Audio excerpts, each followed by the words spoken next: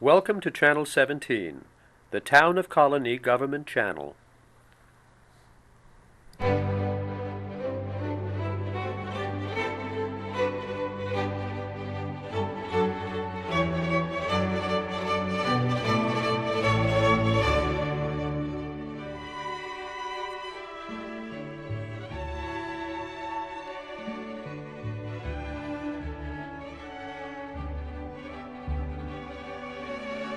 Well, thanks for coming, everyone. Today we're going to hear about a book, Somewhere Towards the End, and I know Will a little bit. I called him up and asked him if he wanted to do this, and I said, you know, the author of the book is 91, and I sort of need someone of a certain age to talk about the book. He said, I'd love to do it, so he was very happy to do it. I've known Will a little bit the last couple of years. He himself is 80 or 81? 81. And he's very interested in issues of aging, all aspects, mentally, physically, spiritually, psychologically, and financially. And what? Financially. Financially, too. And he has many degrees. If you read our little flyer, he has degrees in philosophy, theology, education, a PhD in education, a former priest. He's had a lot of different jobs, Office of Mental Retardation and Developmental Disabilities. Right now, he's training to do mediation, and I know him from a book group I was in, and he's a really wonderful guy, and you're going to come away today with a lot of wisdom, I think. So here's Will. Yeah, I'll turn it up when I sit down. Can you hear? Okay, so here's Will Scanlan to tell us about the book, Somewhere Towards the End.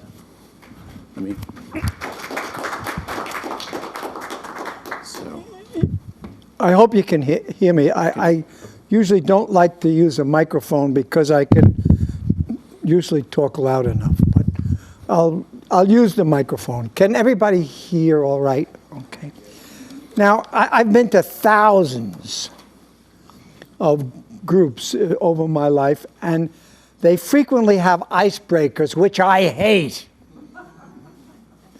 But I'm wearing one. Now, I don't know whether you can all see it, but what this is a Red Sox hat, okay? And it was given to me by my son-in-law, who is an avid, not to say crazy, Red Sox fan, and my grandsons. And I wear it, I'm going to take it off in a minute, I wear it to jinx them. And it worked. I'm a Yankee fan. I'm basically a Yankee fan. Okay.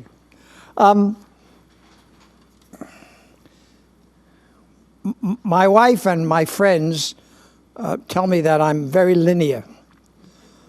So that's what's going to happen. It's a great pleasure to be here with you to review together Diana Athill's book, Somewhere Towards the End. I will do it in 4 steps. A physical description of the book, number 1, very brief. Number 2, what I think the book is about and what I think the author says. And number 3, what I think of the book, whether I liked it or didn't like it or stuff like that. And number 4, if we have time, and it's up to you guys, I'll stay here as long as you want me to, but, you know. Number 4 would be any questions and discussion. So step number 1. This book is 182 pages long, and I have it with me. Joe gave it to me. He didn't make me pay for it yet. I don't know whether he charged it out or what. I don't know. I can't tell. And it has with a brief postscript. It's divided into 16 chapters, which are usually 10 to 15 pages long. Okay? Step number 2. I think the book is about the social, psychological, and physical changes that describe aging and how the author copes with those changes. For example, she says a very interesting thing on page 16. I think it's an interesting thing for somebody to say right out. She says that when she was about 70, she said, I ceased to be a sexual being. Interesting, right? She then proceeds to describe her various loves, and she had many. She was never married, came close to it several times, but she had many, many, many, many lovers. And she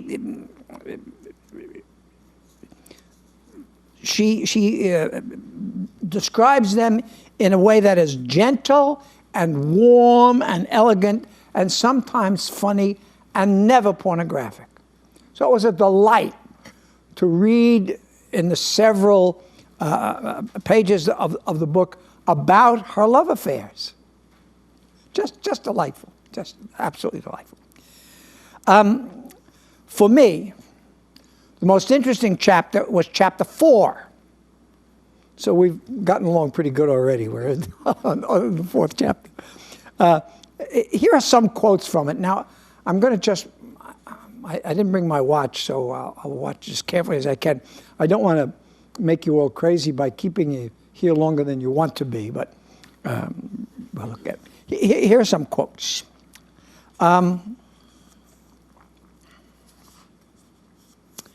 This is kind of a long one. And she's now talking, reason I like chapter 4 was that that's where she talks about her religion.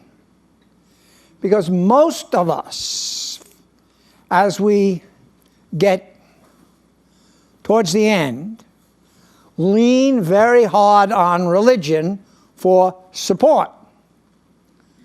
Not this lady. So here's a kind of long quote from it. Let me read it to you. I'll try to read it with as much fun as I can. She says, John Updike would agree that our planet is a mere speck in that small part of the universe which we are capable of perceiving, and that Homo sapiens has existed for only a tiny fraction of that planet's tiny time and has not the slightest idea of what 90% of the universe is made of. And she has a bracket and says, I like scientists calling what they don't know dark matter. So how can he, John Updike, or any other intelligent person fail to agree that men are being absurdly kind to themselves when they suppose that something thought by them is universally relevant?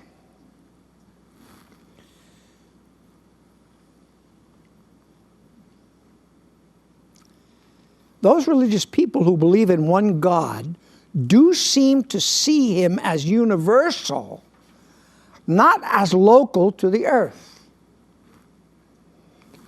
Interesting quote. Faith, the decision to act as though you believe something you have no reason to believe, hoping that the decision will bring on belief and then you will feel better. That seems to me mumbo jumbo, she says. I can't feel anything but sure that when men form ideas about God, creation, eternity, they are making no more sense in relation to what lies beyond the range of their comprehension than the cheeping of sparrows. And given that the universe continues to be what it is, regardless of what we believe and what it has always been and will continue to be the condition of our existence, why should the thought of our small planet in it be boring, or for that matter, frightening? So she kind of throws it down. And then a bit further on, she alludes to something that I know I have, and I bet you all have. Fear of death. And she says herself, talking about herself, and one of her male friends, she says, from which it may be correctly deduced that I myself have never been troubled enough by the fear of death to want to envisage an afterlife. And after that, she says, there are two kinds of people in the world. And this is a big generality, but I think it's okay. He said there are religious people and irreligious people. And, shades of gray in the middle, but basically that's not a bad categorization. And then she comments, further on in the same chapter, my kind, her kind, irreligious people, enjoy an unfair advantage, she says. In the Western world, that's where we live, I think, there are probably nowadays as many people without the religious instinct as with it. But all of them live in societies which developed on lines laid down by believers. Everywhere on earth, men started by conjuring powers into being to whom they could turn for direction and control of their behavior. The mechanism was obviously a necessary one in its time. So we, the irreligious, I guess I'm irreligious. I think I probably am. We, the irreligious, live within social structures built by the religious. And however critical or resentful we may be of parts of them, no honest atheists, some people would say that's a contradiction in terms, no honest atheist would deny that insofar as the saner aspects of religion hold within a society, that society is the better for it. We take a good nibble out of our brother's side, out of our brother's cake before throwing it away. Our brother's cake is the religious side. And she said we take a good nibble out of it in living in our society.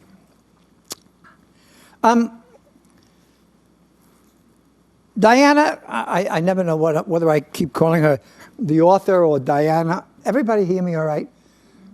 I'm not knocking your, and I didn't bring my own hearing aid today, so if any of you have yours, I may be too strong on it, so excuse me. Diana admires the Bible because of the beauty of the language. I assume it's the St. James Version, because St. James Version is a beautiful, beautiful version.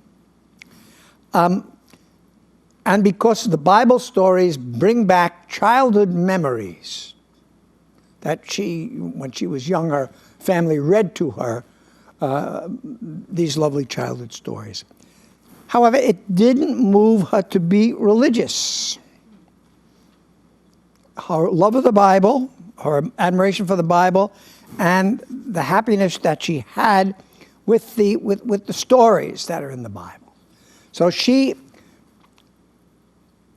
stays irreligious. And here's another quicker quote, I think, this time. And some of you may relate to this quote, others may relate against it. I don't know. And Joe's too young. He shouldn't even be here. So here I go, she says, in chapter 5, into advanced old age, towards my inevitable and no longer distant end, without the support of religion, and having to face the prospect ahead in all its bald reality. What are my feelings about it? I turn for enlightenment to the people I know who have gone ahead of me.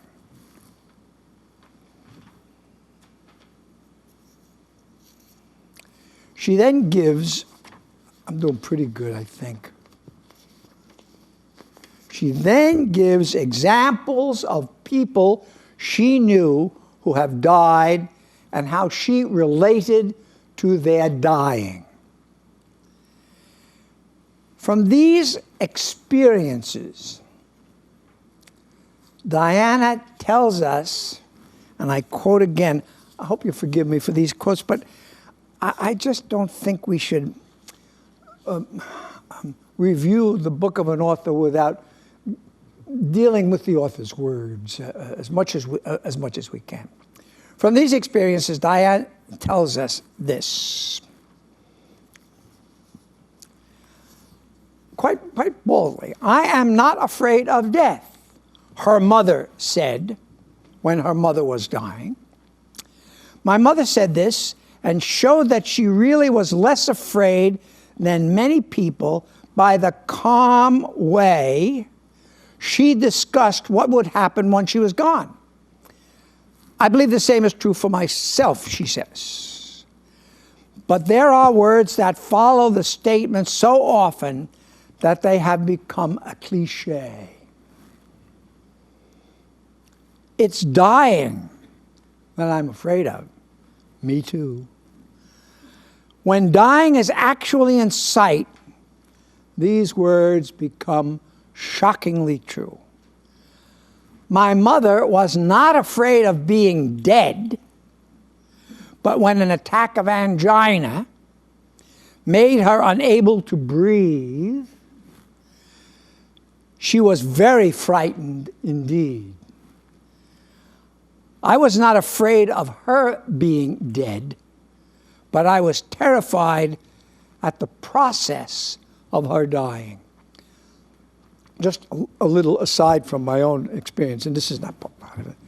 You know, as long as I keep death in my own thinking, in the abstract, I'm a tough guy with it, boy, you know.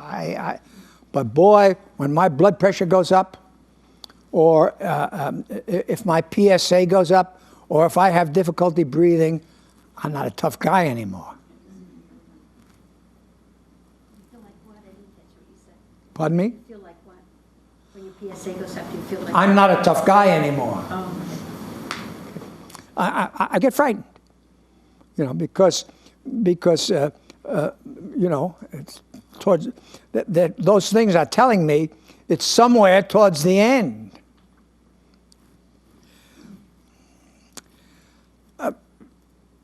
Diana wrote a poem describing her mother's death. I won't. If you read the book, it's an interesting thing to do. She then refers to other dying and draws two lessons from these deaths. I'm going to read at you again. I hope it's not making you crazy, is it? I can't tell yet whether it's making you crazy.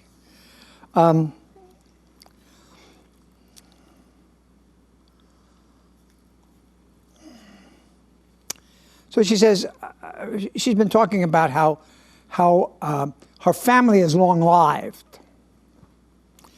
And her brother once said to her this, and I related to this very well. I don't know whether you do, but you might. I know that my brother agreed with me that once past 80, one has no right to complain about dying because he said so. And then she, a little further down in the same chapter, I think we're in chapter 5 or 6 now, so we're moving along. She said, it is not surprising, therefore, that I spend no time worrying about it, about dying. I wish I could say the same. I spend less time than I used to, but I still worry about it. When I worry, it is about living, she says. This is an example of the great wisdom of this lady. It is about living with the body's failures. Now, Joe's too young to have experienced that yet. But there are enough of us here with gray hair who have experienced the body's failures. I'm sorry to pick on you, Joe, but you work here, so... Because experience has shown me that when that ordeal is less hard than it might have been, it is usually because of the presence of a daughter. The ordeal that she's talking about is the ordeal of dying. Fortunately, if a prospect is bleak enough, the mind jibs at dwelling on it. It's not a matter of choosing not to think about it. It's more a matter of being able to do so. Okay, now, so much for the event of death. In that chapter, when you read the book, if you read it, she talks about the event of death and describes many of her mother's death and the other deaths. Diana then talks about the experience of living during one's last years. She surrounds herself with people, especially young people. Here is a delightful passage that I want to read to you. Yes, she was last I knew. And I'm now tempted to call her on the telephone because I feel that I know her very well. Listen to this passage. We tend to become convinced that everything is getting worse simply because within our own boundaries, things are doing so. We are becoming less able to do things we would like to do, can hear less, see less, eat less, hurt more. Our friends die. We know that we ourselves will soon be dead, whatever soon means. It's not surprising, perhaps, that we easily slide into a general pessimism about life. But it is very boring, and it makes dreary last years even drearier. Whereas if flitting in and out of our awareness, there are people who are beginning. That's why she likes to be with young people, to whom the years ahead are long and full of who knows what. It is a reminder. Indeed, it enables us actually to feel again that we are not just dots at the end of this black line, this thin black lines projecting into nothingness, but are parts of the broad, many-colored river teeming with beginnings, ripenings, decayings, new beginnings, are still parts of it, and our dying will be part of it, just as these children's being young is. So while we still have the equipment to see this, this is a great phrase. It must be very English. Let us not waste our time grizzling, she says. She then describes activity. I'm in chapter 8, so I am moving. He'll tell me when I have to get out. Oh, God help you. No. I can do it, but you don't want to do that. She then describes activities of various kinds. Remember, she's talking now about living in old age, not about dying or the events of dying, about living. And She describes various activities of various kinds: sewing classes, painting classes, gardening, and books. She uses all of these as best she can to enjoy living in the present. Then follows an interesting description of a part of that present to which we all can relate.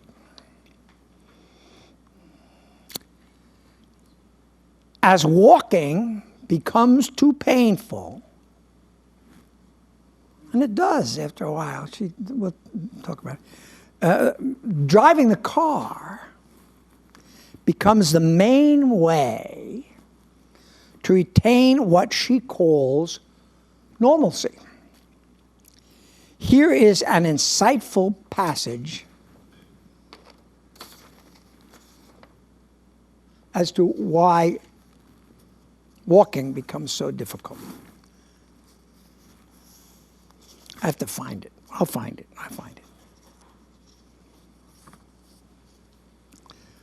Here it is. She's talking about a section about not quite yet giving up driving the car. Now, we all know, my close friends and I talk about it all the time, there's absolutely coming a day when somebody, maybe you yourself, are going to say, give me the car keys. It's a big, big moment in our lives, but it's absolutely going to happen. Absolutely. One way or another.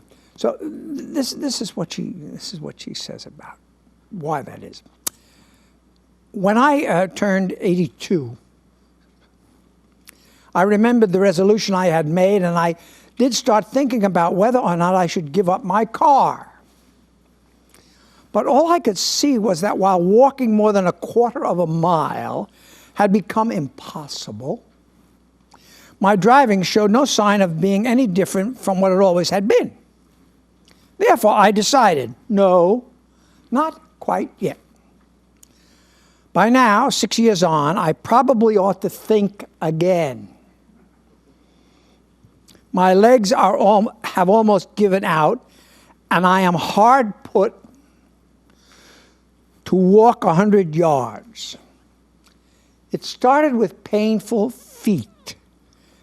Painful, and she describes something I never thought of in this next quote. Painful for the simple but incurable reason, she says, if there's a doctor in the house, we ought to hear from this, that the flesh padding on their soles, the soles of their feet, gradually becomes thinner and thinner until at last your poor old bones are grinding into the ground with every step. This leads to incorrect walking. She's an interesting lady. So that soon your knees are affected, and then your hips, until there comes a time when it dawns on you that your legs as a whole have become so useless that if you tried to depend on them for more than a few steps without some props such as sticks or a thing, or God help you, a Zimmer. I think a Zimmer must be a walker in England. You would probably fall down. And at that point, your car begins to represent life. You hobble towards it, ease your unwieldy body laboriously into the driver's seat, and lo, you're back to normal. Off you whiz, just like everyone else, restored to freedom, restored almost to youth. I always liked my car. Now I love it, she says. But of course, this increased love and dependence coincides with the deterioration of other things besides your legs, so that the postponed thinking about it does need to be done. At the time of writing this, which is precisely a month before my 89th birthday, I have to admit that my car does carry 3 scars acquired within the last year after never having any to show apart from those inflicted on it by others because it lives on the street. I just thought that was such a pertinent, important thing for those of us who are of a certain age. She then talks about in chapter 11, we're making progress. She talks about books, reading them, writing, and reviewing them. Then pops up another insight, and that's what I've been trying to give you here. As much as, I can't read you the whole book, but another insight about aging. And she says this: dwindling energy is one of the most boring things about being old. From time to time, you get a day when it seems to be restored. And you can't help feeling that you are back to normal. But it never lasts. You just have to resign yourself to doing less, or rather to taking more breaks than you used to in whatever you are doing. In my case, I fear that what I most often do less of is my duty towards companions rather than the indulgence of my private inclinations. And she talks about some other things that she does, and is just one other. How are we doing, Joe? Are we doing all right? Are we doing all right? Okay. She says, I've never developed the habit of watching television. And most of us can't say that. I know I can't. Especially now with the playoffs coming out. And she talks about never having bought a set. And then she said this, and it just struck me as I read it. So I put my television in the lodger's room. She had a lodger in her house.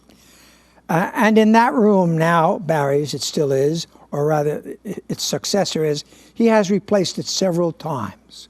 Watched by me only for Wimbledon and the Derby, or when Tiger Woods is playing.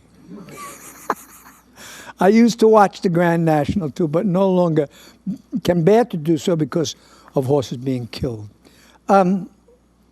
Diana then describes how she discovered how she could write books, not just reviews, and get the books published. She then discusses regrets. She has few, and this is what she counsels about them.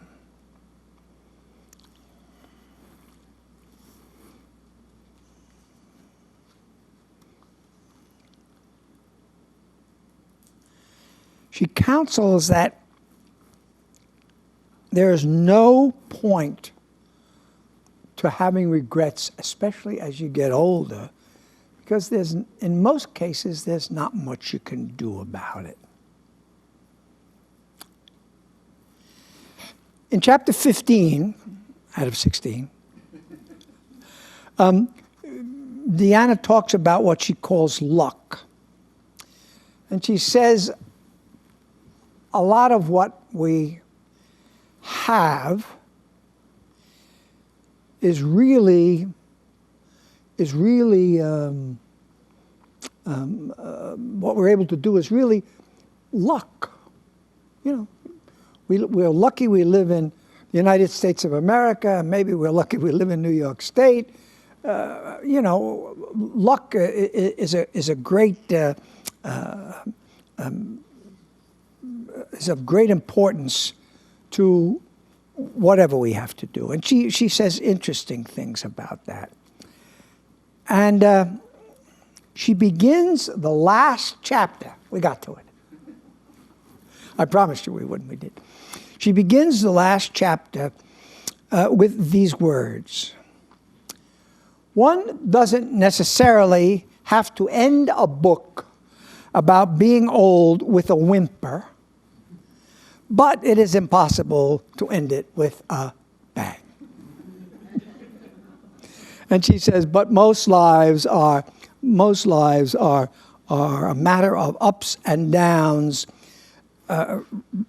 rather than a conclusive plunge into an extreme. And I think that's true.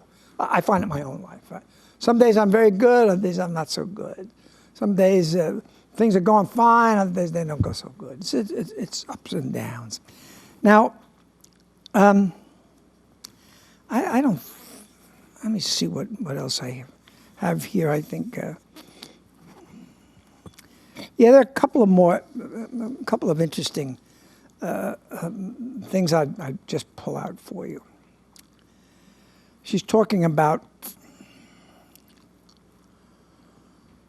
how we kind of disappear. And she says, because after all, minuscule though every individual, every self is, he, she, or it is an object through which life is being expressed and leaves some part of contribution to the world. And further down in the same page, she says, to think our existence is pointless, as atheists are supposed by some religious people to do, would therefore be absurd. Instead, we should remember that it does make its almost invisible but real contribution either to usefulness or harm, which is why we should try to conduct it properly. Our lives, is what she said. And further on, she said, what dies is not life's value, but the worn out, damaged container of the self, together with the self's awareness of itself, away that goes into nothingness with everyone else's. She says further down, and then I'll stop this now. The difference between being and non-being is both so abrupt and so vast that it remains shocking, even though it happens to every living thing that is or was or will be. So I'm going now to the third step, which is what I thought of the book. It's a charming book. I hope I've let you see that. It's a charming book about a difficult subject. Nobody wants to talk about what she's talking about in here. We don't like it. Okay. I read it twice. I enjoyed it more the second time than the first. I've read 3 other books on the subject, and I brought them with me. You can look at them if you want to afterwards. The first of these 3 books on the subject is Still Here by Ram Dass. Interesting. It's a book about embracing aging, dying, and changing. I read Sherwin Nuland's book, How We Die. You got to have strong emotional state to read this one, because he really goes into utter details and says, and one of this set of utter details is going to be for you. Okay. And then Dan Callahan's book called The Troubled Dream of Life. Each of these books is more disturbing and less charming than Diana's book. However, what I think most significant, now I'm going to make it up to Joe a little bit. What I think is most significant about our book and about our reviewing this book is that it raises and treats the question of illness, dying, and death. So I commend both Diane Athill from a distance and Joe Nash from up close for raising the the subject. I would like to close with a quote. I did promise that I would close. From a TU column of Sunday, September 27th, I think, by Diane Cameron. And here is the quote.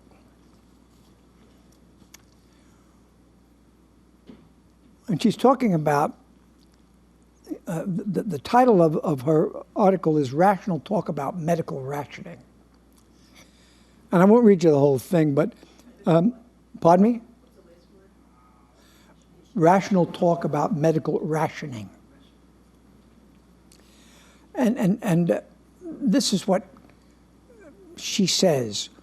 One reason we cannot properly frame this conversation about medical rationing is our reluctance to talk about a fact even more challenging than the need for rationing. The most uncomfortable topic that is buried in the center of our healthcare conversation is the reality of death. We are scared that there won't be enough transplants, gene therapy, or expensive treatments, and someone might have to die. Our distaste for rationing is actually our fear of the bigger fact that life itself is rationed. We still think death is preventable. Here's the real bottom line. We don't get out of here alive. I don't mean out of this room. Illness, she continues, illness, disease, and death are not necessarily things that shouldn't happen. Look down. You live in a human body, Diane Cameron says. It will break down. I promise you. Misfire and die. That's not an accident or a mistake. We distort our language and our thinking to hide this from ourselves. We talk about a cure for cancer as a way to save lives, but what a cure for cancer will do is save deaths from cancer. Then you get to die from something else. And Dan Callahan says it's usually something worse.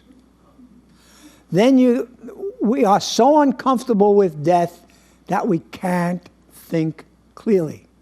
To remedy this, and this is my pitch, this is the whole point of this all of this palaver. To remedy this, we need to bring different players to the table. We need the big thinkers, philosophers, bioethicists, linguists, and historians. We need members of the faith communities. Life and death and distributive justice are their business. As much as we want to respect life, we also need to honor death. Then we can talk rationally about healthcare. So I make this pitch. I think we need to have a conference or a series of conferences or a series of meetings on disease, illness, dying, and death so that we can prepare and achieve what Dan Callahan calls a peaceful death. Because we're all going to die. It's a matter of time. And the best thing I can say about it is it should be peaceful. Now you're all very kind, because this was an unpleasant subject. And if you have any questions, I'll be glad to deal with them, or we can go quietly away and forget all these disturbing. I hope they weren't too disturbing. Were they too disturbing? No. They weren't too disturbing. I don't think. Thank you. Yes, ma'am. I don't think she understood the difference between religion and spirituality. Maybe. I'm going to get away from this thing. The difference between religion and spirituality, I'm not sure I understand it. I've been working on it for a long time now, Al, huh? Working on it for a long time. I'm not sure I do. Do you? I think with the spirituality, somebody believes that there is a higher being, but not just a religion that has certain doctrines that they hand down, like you say, from philosophers and, on down through the ages. That's good. I think it's also a question. Are you hearing me from over here? It's also a question that bears more exploration because we are pulled by it. Religion, I'm a former priest, so I was up to my ears in religion. I'm trying to be up to my ears in spirituality, but it's not so easy. And it's something that we have to get our hands on. Does religion, how do they relate? I think it's a wonderful question. It's wonderful that you're thinking about it. I wish you luck. Let me know. Call Joe. Thank you all, everybody. No other questions? Oh, yes, ma'am. Taking your class now with Lenny Perlmutter? Pardon me? Are you taking your class now through Lenny Perlmutter? Lindy Perlman. No, Lenny. Lenny Perlman. I don't know who he is. The spiritualist, one third, is married to the one that painted the pictures of Saratoga. He does retreats. Said you're going in for the spiritualist training. Where are you taking this? Are you in the middle of a course right now? Am I? No, I belong to a ragtag Joe used to belong to, a group of people, men and women, former religious and otherwise, who come together and discuss books. Oh, okay. That's what we do. We're not taking any. The lady was talking about someone named Perlmutter who's giving a course in spirituality, right? I think you said here mediation, and I think it's being confused with meditation. No, sir. In mediation. Yes, sir. Okay, that's right. My new career Right. is to try to be a mediator, and I do that. I do. It's very, very interesting. Don't get paid for it, but that's okay. Joe, are you? No? Does anybody have any more questions? Mediating, how is that for? Pardon me? Where do you do the mediating? Is that through courthouses? Couples Through or marital couples? All of that. All of that. Mediation is trying to help people solve their own problems. And I say to my friends, being a priest and a guidance counselor for so long, you want to solve problems for people, not help them solve their own problems. So, okay, you told me what's the matter, now I'll tell you what to do. It was hard for me as a mediator to get into that because I'm so damn linear and authoritarian. It's terrible. Thank Well, if you. there's no more questions, thanks, Will. Thank you all very much.